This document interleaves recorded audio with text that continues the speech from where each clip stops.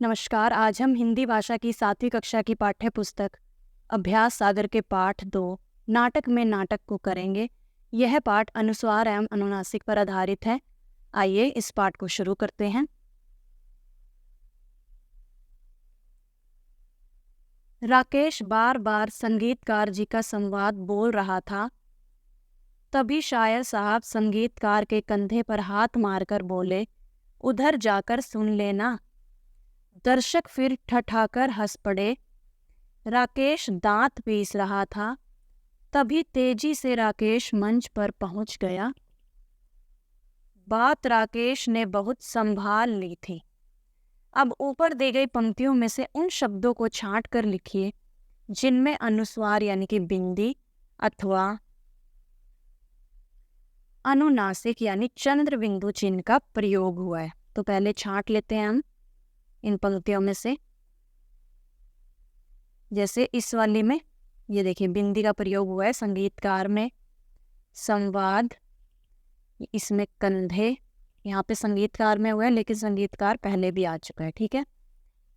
और तीसरी पंक्ति में हंस अनुनासिक का प्रयोग यानी चंद्र बिंदु का, इसमें दांत चंद्र बिंदु यानी अनुनासिक, इसमें मंच बिंदु का प्रयोग अनुस्वार का और पहुंच में अनुनासिक का और संभाल में भी अनुनासिक का। तो अब हमें अनुस्वार यानी बिंदु वाले शब्द यहाँ पर लिखने हैं और अनुनासिक यानी चंद्र बिंदु वाले शब्द यहाँ पर लिखने हैं, ठीक है। तो अनुस्वार में क्या क्या आएगा? संगीतकार, संवाद, कंधे और मंच, ठीक है। तो यहाँ पर लिख लेंगे हम।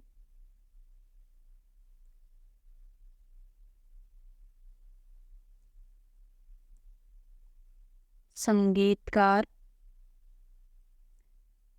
संवाद,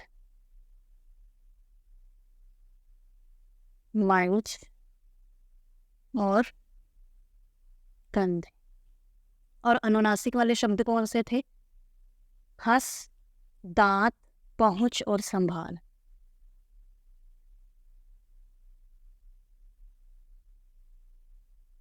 हंस, दांत, पहुंच और संभाल। तो हम जान लेते हैं कि अनुस्वार क्या होता है। अनुस्वार क्या होता है?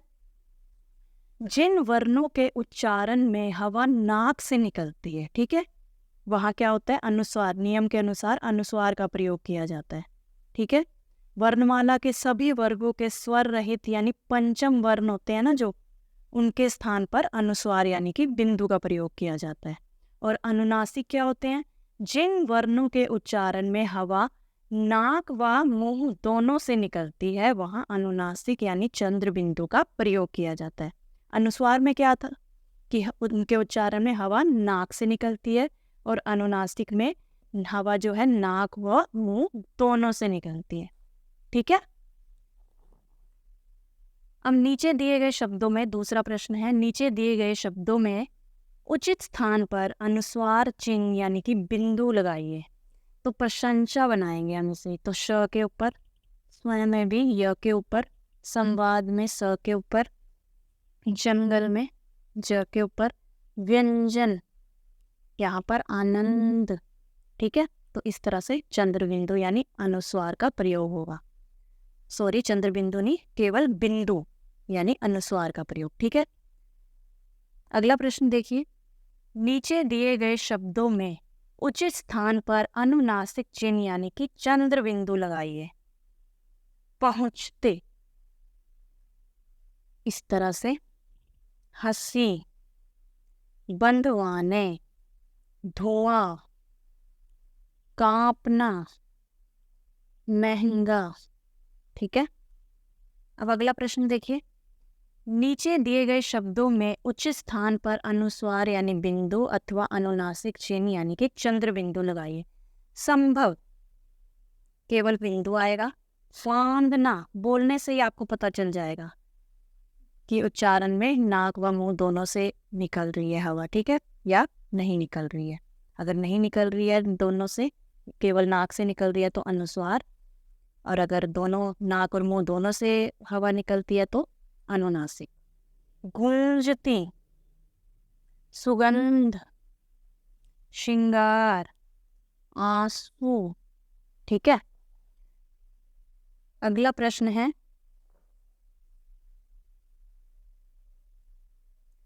नीचे दिए गए रिक्त स्थानों की पूर्ति कीजिए।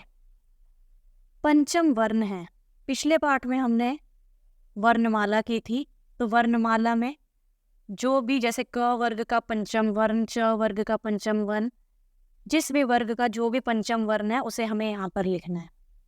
जैसे क वर्ग का ये है, फिर च वर्ग का ये, ट वर्ग,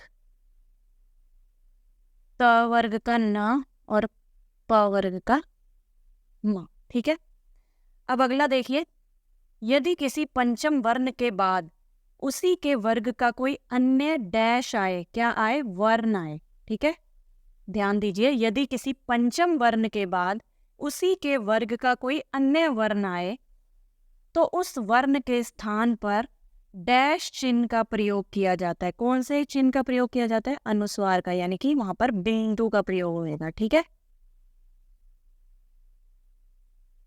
अगला देखते हैं, यदि एक ही पंचम वर्ण एक साथ 2 बार आए तो पंचम वर्ण के स्थान पर अनुस्वार चिन्ह का प्रयोग डैश किया जाएगा, नहीं किया जाएगा।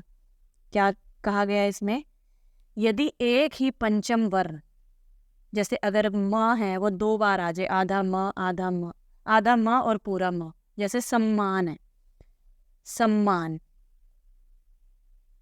अगर इस तरह से आए, देखिए एक ही पंचम वर्ण 2 बार आ गया है ना, तो इसके स्थान पर हम अनुस्वार का बिंदु का प्रयोग नहीं करेंगे, हम इस तरह से नहीं लिखेंगे इसे, क्योंकि सम्मान इस तरह से नहीं लिखा जाएगा। आई बात समझ में आपको? अगला देखिए, यदि डैश वर्ण के बाद, डैश वर्ण यानी पंचम वर्ण के बाद किसी अन्य वर्ग का कोई वर्ण आए तो पंचम वर्ण के स्थान पर डैश चिन्ह का प्रयोग नहीं किया जाएगा, अनुस्वार चिन्ह का। अब क्या बताया गया इसमें, यदि पंचम वर्ण के बाद किसी अन्य वर्ग का आ जाए, किसी अन्य वर्ग का कोई वर्ण आ जाए, ठीक है, जैसे मान लीजिए क वर्ग का पंचम वर्ण क्या है, ये है, लेकिन अगर इसके बाद किसी और वर्ग का आ जाए, किसी और वर्ग का पंचम वर्ण आ जाए, तो फिर अनुस्वार चिन्ह का प्रयोग हम नहीं करेंगे। ठीक है, अगला देखिए, यदि किसी वर्ण को बोलते समय हवा मुंह एवं डैश से एक साथ बाहर निकले, मुंह एवं नाक से एक साथ बाहर निकले, तो उस वर्ण के ऊपर डैश चिन्ह का प्रयोग किया जाता है। कौन से चिन्ह का प्रयोग किया जाता है वहां पर, अनुनासिक यानी चंद्र बिंदु का। ठीक है, अगला देखिए, यदि किसी वर्ण को बोलते समय हवा मुंह व नाक से एक साथ बाहर निकले और उस वर्ण की शिरोरेखा के ऊपर कोई डैश हो, शिरोरेखा के ऊपर कोई मात्रा हो, ठीक है, मात्रा, शिरोरेखा क्या होती है, ये जो लाइन होती है, अगर उसके ऊपर कोई मात्रा हो, इस तरह से कोई मात्रा हो, तो वहां डैश चिन्ह का प्रयोग किया जाता है। कौन से चिन्ह का प्रयोग किया जाता है, अनुस्वार का। जैसे मान लीजिए पुत्रों लिखा है, पुत्रों, अब शिरोरेखा ये होगी, शिरोरेखा, और ये होगी मात्रा, तो इसके ऊपर क्या आएगा, कौन से चिन्ह का, अनुस्वार का। ठीक है,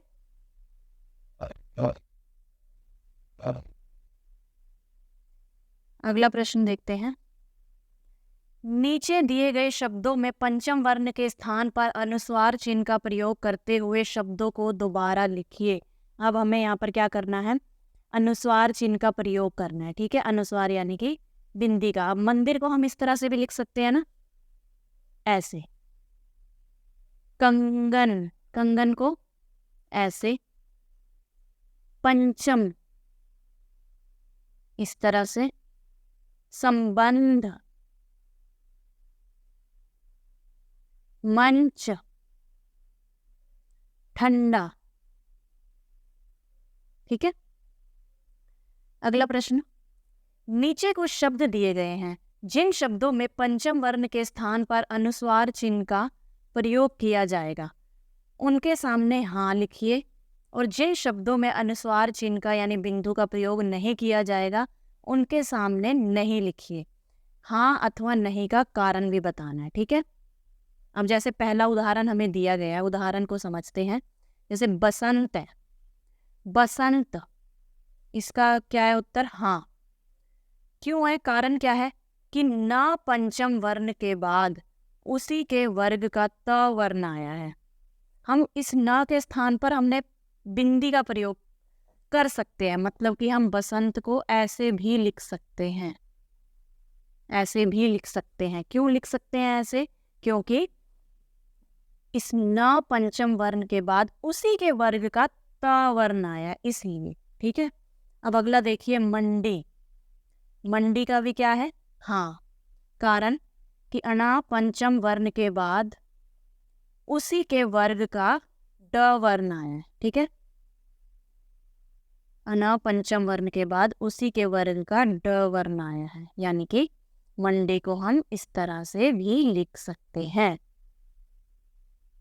अगला देखिए, अन्न, अन्न, इसका है नहीं। कारण क्या है? कारण को देखते हैं। न पंचम वर्ण के बाद पुनः न पंचम वर्ण आया। अभी हमने पढ़ा था ना पीछे कि अगर जो एक वर्ण दो बार आ जाए, ठीक है, पंचम वर्ण जो है दोबारा आ जाए तो वहां पर हम अनुस्वार का प्रयोग नहीं करेंगे। हम अन्न को इस तरह से नहीं लिख सकते, ये गलत होगा, ठीक है। अगला देखिए, बंदर, बंदर, हाँ। क्या कारण क्या है? न पंचम वर्ण के बाद उसी के वर्ग का द वर्ण आया है, ठीक है। तो हम बंदर को इस तरह से लिख सकते हैं, ठीक है। अगला है जन्म, तो इसका क्या है? नहीं। क्यों है? कारण क्या होगा इसका कि न पंचम वर्ण के बाद प वर्ग का पंचम वर्ण म आया। अब किसी और वर्ग का आ गया, न पंचम वर्ण के बाद प वर्ग का पंचम वर्ण म आ गया, तो इसलिए क्या है, इसको हम जन्म को इस तरह से नहीं लिख सकते। तो ये होगा हमारा गलत, अनुस्वार का प्रयोग नहीं कर सकते इसमें। अब अगला देखिए, संबोधन। अब इसका क्या है उत्तर? हाँ। कारण कि म पंचम वर्ण के बाद उसी के वर्ग का ब वर्ण आया है, ठीक है। तो हम संबोधन को ऐसे भी लिख सकते हैं, है ना। अगला देखिए, सम्मान, सम्मान, इसका आएगा नहीं। क्यों? कारण क्या है कि म पंचम वर्ण के बाद पुनः म पंचम वर्ण आया है, दो बार आ गया ना। अभी हमने पीछे ये उदाहरण भी देखा था कि हम सम्मान को इस तरह से नहीं लिख सकते, ये हमारा गलत होगा, ठीक है। अब अगला प्रश्न देखें। उदाहरण के अनुसार नीचे दिए गए शब्दों में अनुस्वार यानी बिंदु अथवा अनुनासिक यानी चंद्र बिंदु चिन्ह लगाकर नए शब्द लिखने हैं हमें, ठीक है। जैसे गंध से गदा से गंदा, ठीक है। चौक से चौक, ठीक है। आधी से आंधी, घटा से घंटा, ठीक है। सास से सास, सांस, बाधा बांधा, गोद से गोंद। अब देखिए, ये शिरोरेखा के ऊपर मात्रा है तो बिंदु यानी अनुस्वार का प्रयोग, इसमें भी शिरोरेखा के ऊपर मात्रा है तो बिंदी का प्रयोग यानी अनुस्वार का, ठीक है। अगला प्रश्न, अनुस्वार अथवा अनुनासिक के प्रयोग से शब्दों के अर्थ में आए अंतर को वाक्य प्रयोग द्वारा स्पष्ट कीजिए। जैसे ये हमने अभी करे थे ना, ये गदा, बाधा, गोद, तो अब इनके हमने वाक्य बनाने हैं कि क्या अंतर है, एक अनुस्वार के प्रयोग से या अनुनासिक के प्रयोग से क्या अंतर आ गए। अब देखिए गदा, गदा क्या होता है, सोहन ने एक गदा खरीदी, जो हनुमान जी के पास होती है ना जो गदा, उसे उसका प्रयोग किया गया गदा, ठीक है। और गंदा, बच्चों ने सारा घर गंदा कर दिया, ठीक है। अब बाधा, बाधा यानी हमें किसी के काम में बाधा उत्पन्न नहीं करनी चाहिए, यानी कि रुकावट उत्पन्न नहीं करनी चाहिए। और बांधा, बांधा क्या हुआ, जैसे किसी चीज को बांधना। रमेश ने अपनी भैंस को खूंटे से बांधा, ठीक है। अब अगला देखिए गोद, गोद और गोंद, गोंद। तो क्या बनेगा, गोद से बनेगा माँ ने अपने बच्चे को प्यार से गोद में उठाया, और गोंद से मैंने अपनी पुस्तक को गोंद से चिपकाया, ठीक है।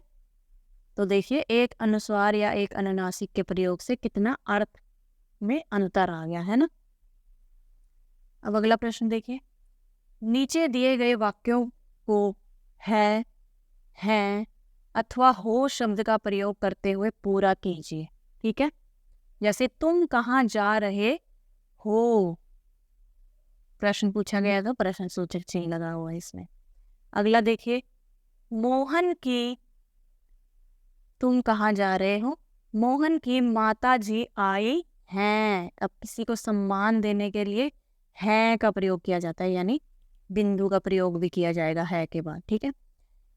शीला कक्षा में हमेशा प्रथम आती है। जो मंच पर आकर घबरा जाते हैं उनका साहस बढ़ाना चाहिए। अगला देखते हैं, उनका साहस बढ़ाना चाहिए। मीना का भाई उसके लिए खिलौने लाया है। आओ दोहराएं। 11वां प्रश्न, नीचे दिए गए शब्दों के बहुवचन रूप लिखिए। पट्टी से पट्टियां,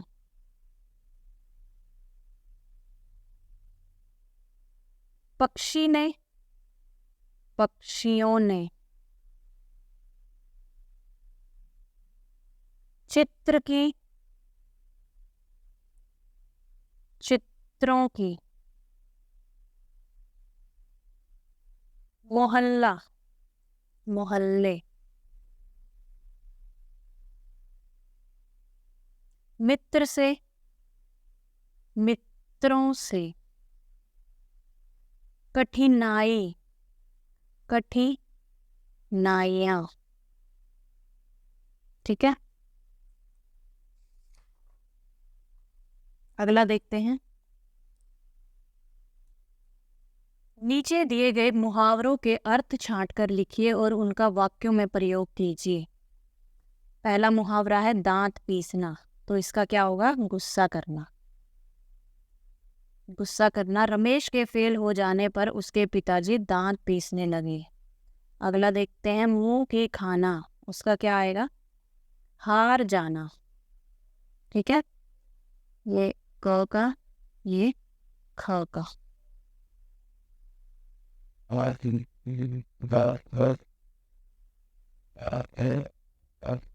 ये क का ख।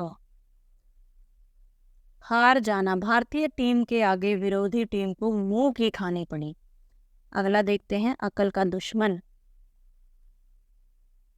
मूर्ख होना, कुछ लोग बिल्कुल अकल के दुश्मन होते हैं। ये ग का ये। अगला देखिए आंखें खुलना, आंखें खुलना, वास्तविकता का पता चलना, साधु की बातें सुनकर मेरी आंखें खुल गई। तो ये घ का क्या है, वो।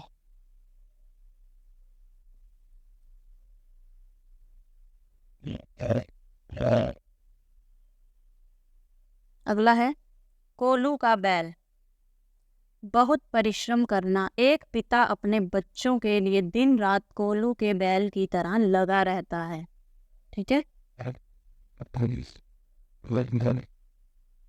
इसका है ये मना का, और लास्ट वाले का च का ये आएगा तंग करना। नाक में दम करना यानी तंग करना। बच्चों ने शोर मचाकर अध्यापकों के नाक में दम कर रखा है। अब अगला प्रश्न है, आओ लिखें। मान लीजिए कि राकेश, मोहन, सोहन और श्याम आपके सहपाठी हैं। वे विद्यालय में एक नाटक करते हैं। नाटक में राकेश, मोहन, सोहन और श्याम अपने अपने संवाद भूल जाते हैं, डायलॉग भूल जाते हैं। फिर नाटक में जो कुछ होता है उसके बारे में बताते हुए अपने मित्र को पत्र लिखिए। ठीक है, तो इस तरह से लिखना है आपने। पुरानी अनाज मंडी रांची, प्रिय मित्र कमल, मधुर स्मृति। मैं यहाँ कुशल पूर्वक हूँ और आशा करता हूँ कि तुम भी वहाँ सकुशल होंगे। इस पत्र के माध्यम से मैं तुम्हें अपने विद्यालय में हुए वार्षिक समारोह के एक नाटक के विषय में बताना चाहता हूँ। उस नाटक में मेरे मित्र थे, जो अभिनय कर रहे थे वो उसके मित्र थे। जो कुछ देर अभिनय करने के बाद वे अपना अपना संवाद भूल गए। उनके उल जलूल संवादों से नाटक बिगड़ता ही जा रहा था और दर्शक हंसी से लोट-पोट हो रहे थे। तभी मैंने मंच पर जाकर दर्शकों से निवेदन किया कि ये वे बच्चे हैं जो पहली बार मंच पर आए हैं और डर के कारण अपना संवाद भूल गए हैं। इन्हें आपके समर्थन की आवश्यकता है। फिर क्या था, दर्शकों ने उनका उत्साह बढ़ाया और नाटक सफलतापूर्वक पूरा हुआ। इस पत्र में इतना ही। चाचा चाची जी को मेरा प्रणाम। तुम्हारा मित्र अभिमन्यु। ठीक है, तो ये था पाठ 2 नाटक में नाटक। आशा करती हूँ आपको अच्छे से समझ में आ गया होगा।